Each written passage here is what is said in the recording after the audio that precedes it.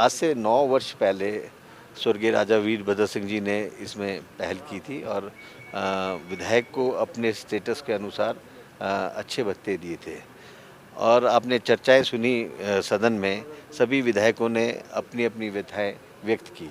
और ये मैं आपको बताऊं कि हमारे 95% लोग ऐसे हैं जिनका कोई कारोबार नहीं है, जो सिर्फ इन सैलरीज पर ही गुजारा करते हैं, जिससे अपने परिवार का भी पालन पोषण करते हैं और चुनाव क्षेत्र के लोगों के साथ भी उन्होंने इंटरेक्शन करना है। वो किस वे में करना है, वो सभी ने अपनी व्यथा व्यक्त की है। तो मैं ये समझता हूँ कि इस समय इस बिल को लाने की बहुत ज़रूरत थी। और विधायकों को, अगर विधायक संपन्न है तो चुनाव क्षेत्र के लोग भी संपन्न हैं। क्योंकि अगर विधायक, आप देखोगे कि जैसे माननीय प्रतिपक्ष के नेता ने बताया कि मारुति कार खरीद ली और वो रास्ते में एक्सीडेंट हो गई या उनको चोट लगी या किसी और को क्लेम देना पड़ा, तो इन सब चीज़ों को देखते हुए एक अच्छी गाड़ी का होना भी ज़रूरी है और विधायक का अपना घर भी होना बहुत ज़रूरी है। देखो, कई विधायकों के ऊपर ऐसे प्रश्न चिन्ह भी आ जाते हैं कि विधायक तो इस फलाना कॉन्स्टिट्यूंसी से है, पर विधायक का घर अपने कॉन्स्टिट्यूंसी में नहीं है, तो उनको विधायक को घर बनाने के लिए भी इसमें प्रावधान किया है पैसे का। तो उसमें अगर सैलरी बढ़ाई है, मैं ये समझता हूँ कि उसने पे करना है, उसको फिर लोन को भी पे करना है, सभी चीज़ें हैं। तो विधायक के पास अल्टीमेटली कुछ नहीं बचता है, लास्ट में लोगों को अकोमोडेट करना है, चाय पिलानी है, खिलाना है, सुलाना है, बहुत सारी चीज़ें हैं। तो मैं ये समझता हूँ कि लोगों के हित की भी बात है कि ये विधायकों के अगर वेतन बढ़ते हैं। नहीं, एक सामयिक विषय है ये। इसमें ये कोई हम लोग साधन और साध्य में फ़र्क नहीं समझ पा रहे हैं। अगर हम इसको दूसरे एंगल से लें, जैसा मैंने अंदर हाउस में भी कहा कि पिछले गत 9 सालों में मतलब विधायक जैसे चले हैं वैसे ही चले हैं। हम लोग क्योंकि कंटिन्यूटी में विधायक हैं, इसीलिए बहुत सारी चीज़ों को फेस भी करते हैं। लोगों के लिए हमें लगातार, मैं तो 600 किलोमीटर से आता हूँ, हमें लगातार जो है वो महीने में 4-5 बार तो शिमला आना ही पड़ता है और दिल्ली भी जाना पड़ता है। कंस्टिट्यूंसी में भी भाग दौड़ तो लगी ही रहती है। मैंने जैसे कहा कि 24/7 का बिजनेस है हमारा ये, मतलब हमको करना ही पड़ेगा। सुख है, दुख है, सब शेयर करना पड़ता है। जो तो सो कॉल्ड अच्छे साउंड लोग हैं, मतलब जो राजनीति में फाइनेंशियली जो मजबूत लोग आए हैं, वो तो फिर भी चला लेते हैं।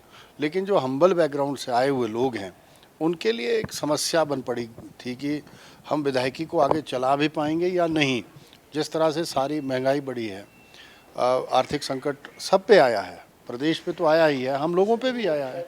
तो एक तो इस तरह का जो जो प्रोटोकॉल हम लोगों को मिला है समाज सेवा का, उसको सही तरीके से निभा पाएँ, हम किसी पे ऊपर निर्भर ना रहें, किसी के थ्रू जो है वो हमारे घरों में चाय पत्ती ना आए और हमें जो है वो किसी के आगे गिड़गिड़ाना ना पड़े। और मजबूरियाँ ये भी हैं कि आपको गाड़ी बढ़िया रखनी पड़ेगी, आपको घर भी रखना पड़ेगा और साधन व्यवस्थाएं ये सब करनी पड़ेंगी और पारिवारिक दायित्व भी आपको निभाने होते हैं। बच्चे बढ़ रहे हैं, वो आगे बढ़ेंगे और हम जैसे जो लोग अभी 40-42 के हुए हैं और 3-3 चुनाव जीत चुके हैं, तो हम पे तो बड़ा ही प्रेशर था। मैं सच कहूँ, अब बच्चे कॉलेजेस में जाने शुरू हुए हैं, उनकी फ़ीसें ये वो, हमने एक मार्मिक तरीके से ये विषय रखा था मुख्यमंत्री जी के सामने कि लोग तो कहेंगे चीज़ें, तो भाई ये लोग अब या तो हम लोग करप्ट हो जाएं, भ्रष्टाचारी जिनको हम कहते हैं कि भाई तू जाओ और वहाँ से इतना लेके आओ और फिर ये लेके हम वो करते हैं। लेकिन हिमाचल के ये संस्कृति रही नहीं है, कम से कम हिमाचल के संदर्भ में तो हम कह सकते हैं। यहाँ पर जो भी निर्भरता है वो सारी ही ये जो हमें भत्ते मिलते हैं या वेतन मिलता है, इस पे ही निर्भरता रही है। तो मेरा आपसे ये आग्रह है कि इसको उस तरीके से नहीं ले जाना चाहिए हमें कि भाई ये मान्यों ने मनमानी की है और अंदर हाँ की हाँ में रही और प्रस्ताव पारित और अपने बिल पे, कोई इस तरह का नहीं। अच्छी चर्चा हुई, सभी ने विषय भी रखे और अपनी अपनी जो सबकी परिस्थितियाँ थी वो भी रखी और सबसे महत्वपूर्ण बात ये थी कि जो जो चीज़ें मुख्यमंत्री जी को इस बिल में लगा कि डिडक्ट होनी चाहिए, वो ख़त्म भी हुई हैं। लेकिन उसके साथ अभी हमें तो ये भी पता नहीं है कि बड़ा भी है कि नुकसान ही हुआ है, ये भी देखने का विषय है। इस तरह से पार्लियामेंट में भी जो हमारे एमपीज थे, उनकी भी काफ़ी वर्षों के बाद उनकी हाइक हुई है, उनकी सैलरी, उनकी पे एंड पर्क्स में। और लगभग कोई 9 वर्षों से हमारी जो लास्ट जो आपकी मैं समझता हूँ विधायकों की, पूर्व विधायकों की सैलरीज में जो इंक्रीज़ हुआ था 2016 में हुआ था, तो ये एक तरह से मैं समझता हूँ समय की भी आवश्यकता थी। और इसमें पार्लियामेंट का उदाहरण आपके समक्ष है, कई स्टेट गवर्नमेंट्स में बढ़ा है और लगभग मैं समझता हूँ एक रीजनेबल स्तर पर इसको लाया गया है। झंडी भी की भी ना झंडी की तो मांग रखी थी, लेकिन उसके बारे में भी अंतिम निर्णय सरकार ने नहीं लिया है। नहीं, देखो, स्वाभाविक रूप से जब महंगाई बढ़ती है तो समाज के हर वर्ग की जो है वो तनख्वाह बढ़ती है, सैलरीज बढ़ती है, और स्वाभाविक रूप से समाज का हर वर्ग जो है वो इच्छा रखता है कि विधायक का जो हमारा इंस्टीट्यूशन है वो कोई समाज से अलग थोड़ी है।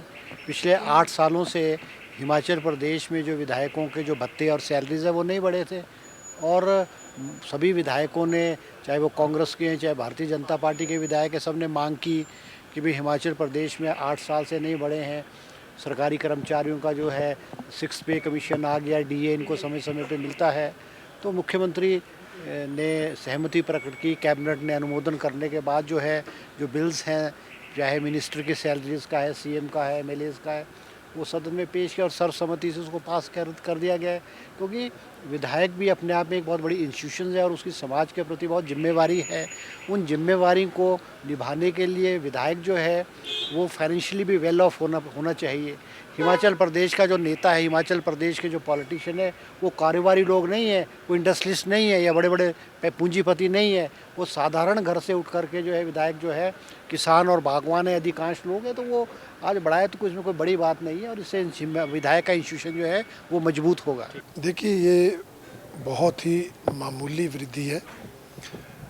टेलीफोन भत्ता, बिजली पानी के बिलों की कटौती, उसको अगर देखा जाए तो उसके बाद बहुत ही कम वृद्धि मानी जाएगी। और हमने देखा है कि इस बजट में सरकार ने सभी जनप्रतिनिधियों के मानदेय में बढ़ोतरी की है, चाहे वो पंचायती राज संस्थाओं के होंगे, चाहे वो शहरी निकायों के होंगे, और उनके मानदेय में लगभग हर साल बढ़ोतरी होती है। कर्मचारी अधिकारियों के वेतन भत्ते हर साल बढ़ोतरी होती है। विधायकों के वेतन और भत्ते 2016 के बाद 9 साल के बाद अब बढ़े हैं। और मैं समझता हूँ विधायक सम्मान से जिएं, ईमानदारी से जिएं, और अपने जो भी सामाजिक सरोकार है उनका निर्वहन अच्छे ढंग से कर सके। इसके लिए ये जो भी वृद्धि हुई है ये आवश्यक थी, इसलिए हमने भी इसका साथ दिया है।